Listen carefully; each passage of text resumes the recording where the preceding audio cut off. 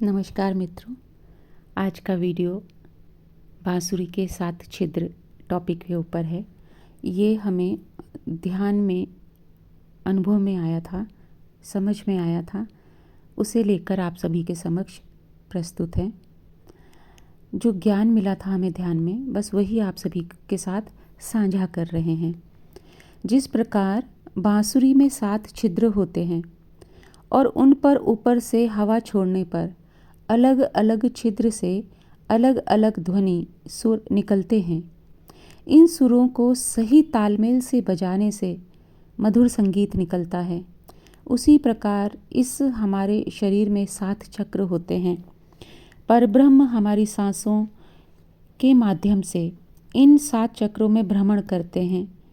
अगर इस शरीर को हम मन को, भावनाओं को हम शुद्ध रखें तो जो प्राण ऊर्जा हमारे श्वासों के माध्यम से पूरे शरीर में सभी चक्रों में फैल रही है, वह पूरी तरह अपना मधुर संगीत प्रेममयी अभिव्यक्ति के द्वारा पूर्णता के साथ प्रकट करेगी सभी चक्रों पर। इस प्रकार हमारा जीवन मधुर संगीत बन जाएगा।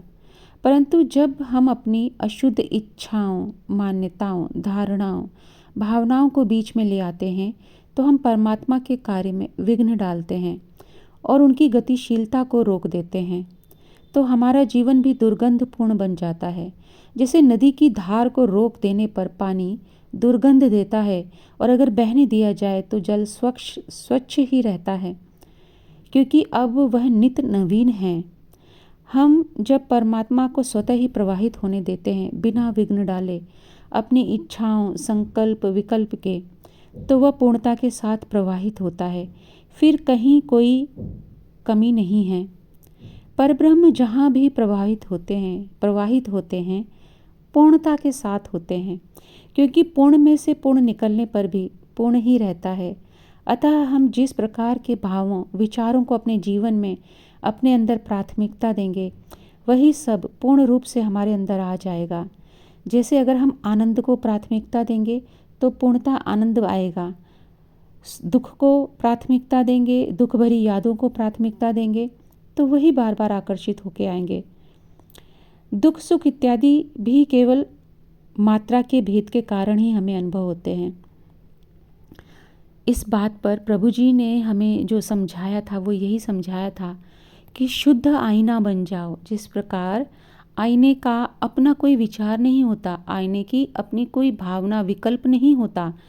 आईने के सामने जब भी कोई व्यक्ति आके खड़ा होता है तो वो जिस प्रकार का दिखता है आईना उसे वही दिखाता है। हमें भी इसी प्रकार बन जाना है कि जो भी व्यक्ति हमारे सामने आ रहा है वह अपने भावों को प्रकट करके जा रहा है। उसके भावों का, उसकी अभिव्यक्ति का हमारे ऊपर प्रभाव नहीं पड़ना चाहिए। अर्थात हमें कभी किसी के दोष नहीं देखने चाहिए और आईने की तरह स्वच्छ हो करके सबको एक नए स्वरूप में हर बार देखना चाहिए। ये इतना अद्भुत ज्ञान प्रभु जी द्वारा हमें प्राप्त हुआ।